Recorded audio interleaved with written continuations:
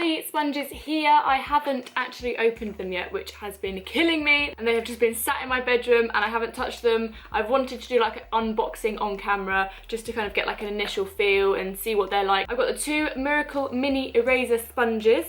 I have also got the Miracle Sculpting Sponge, and I've also got the new Bulb Metals Miracle Diamond Sponge, which looks amazing. So I'm going to open them all up now and have a little feel of what they're like dry.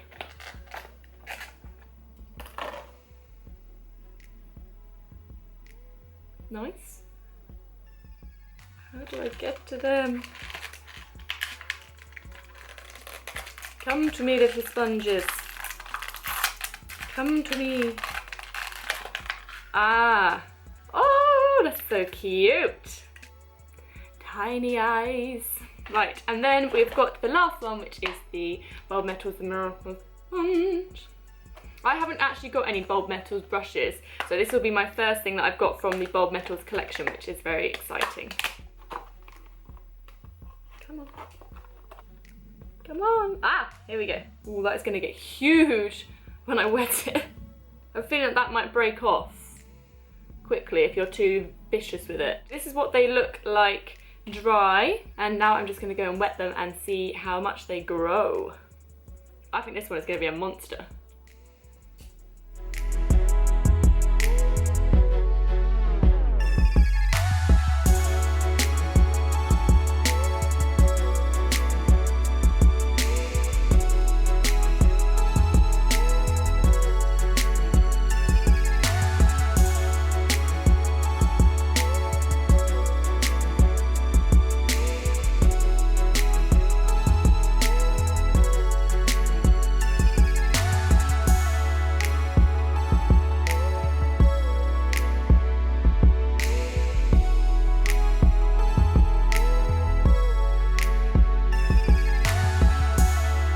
Keeping one of the mini erasers dry so that I can use it to get rid of any fall down that might happen when I'm applying the rest of my eye makeup. And I've got one damp so that I can use it for concealer.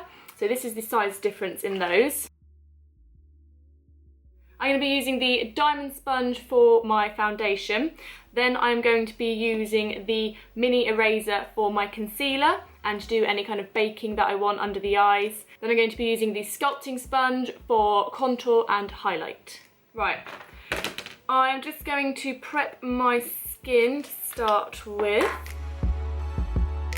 I'm going to be using the foundation that I use the most, that way I can get kind of like a true comparison between other sponges that I've used in the past. So I'm going to be using my MAC Pro Longwear. You're going to use the flatter side first to start with, just to really press it all in, and then go onto the side just to kind of work it under my eyes, and then just on more precise areas up here. But on the bigger surfaces I'm probably going to use the flat side just to really work that in, but I will see how it is. I'm filming a couple of videos today, that's probably why you're thinking, Joe, she's packing it on. I know that they were saying that if you wanted it to be a little bit more fuller coverage, then you would leave it dry, but because I'm used to using sponges wet, that's how I'm going to kind of go with it. I can get a true comparison that way. Yes!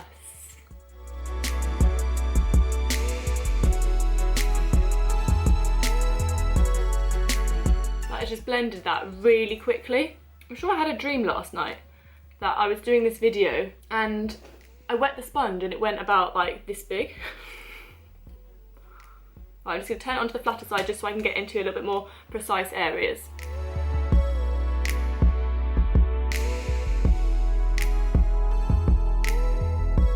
Well, that gets a big tick from me. Then I'm going to be moving on to my concealer, and for the concealer I'm going to be using one of the mini eraser sponges, and I'm just going to be using my MAC Pro Longwear. As I say, that is the one that I use probably the most if I'm filming or if I want my makeup to last kind of the longest time it will, and it's a very full coverage concealer, so then I can really see if using the sponges you get kind of the same effect I would using one of the other sponges or brushes that I would usually use.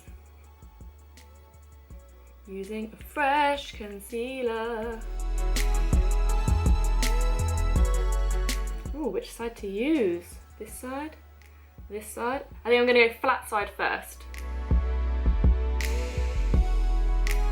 Cute! Because I've got a sharp wing, I'm going to be using the side of it just to really make that nice and sharp. And because it has got that line, like if you had a rounded sponge, there's kind of chance that you disturb that, but because this has got a nice little sharp edge on it, it's not going to. I'm going to just flip it over to get in the corner.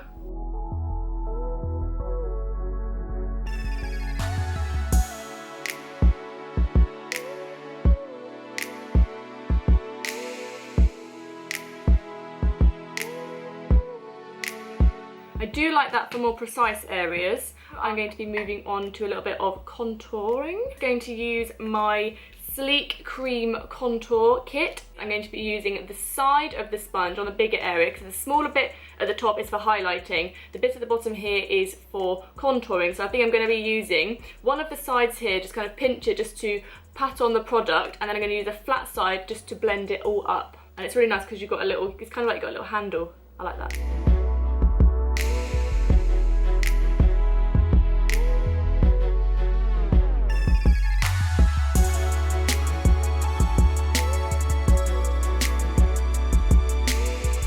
I'm going to take the smaller side because it kind of, there's a thicker end and there's a thinner end. I'm going to take the thinner end just to use that to run down my nose for the contour.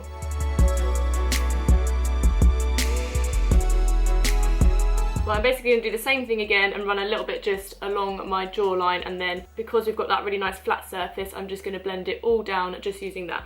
So for contour, I really like that. I think it's going to take a little bit of time to kind of get into the swing of what bits you want to use for which parts of your face, but it's so like multifunctional. There's so many different kind of surfaces that you can use for different things. I think you can get like a really natural contour, or you can build it up to make it even more chiseled and sharp. So I really like that. Okay, so next I'm going to bake under my eyes, on the top of my forehead and along my jawline here.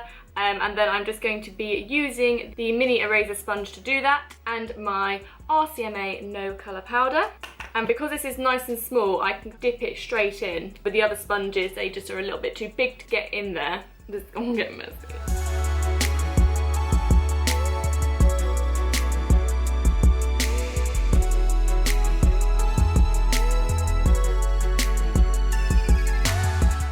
Jobbly, and when that has baked, you can just brush it off.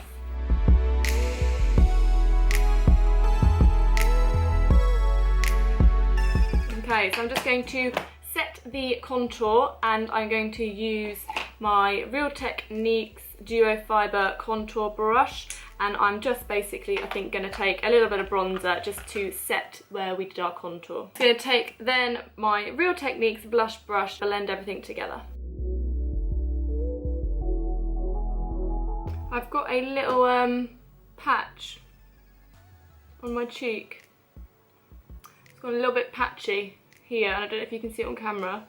I don't know if that is the product I was using or if it was the sponge. I mean, in my experience, Real Techniques sponges have never gone patchy on me. So it may just be that I didn't have enough product, or maybe too much. Oh, I think I've sorted it. Okay, I patched it up. Nice. And then last but not least, we have to highlight, and I don't actually have any cream highlights, but I thought I would see how it works with a baked highlighter, and this is the one from Makeup Revolution, and it's like the only highlighter that I've ever got excited about. I would highlight a little bit, but ever since I got this one I was just like, ugh. But anyway, so I'm going to put it on with the curved side here, and then if I need to blend it out slightly, then I'm going to do that with the flatter side. I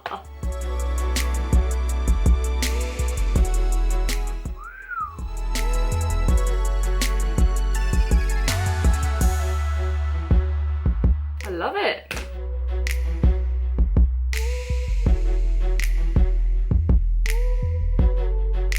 So my camera just decided that it needed to cool down.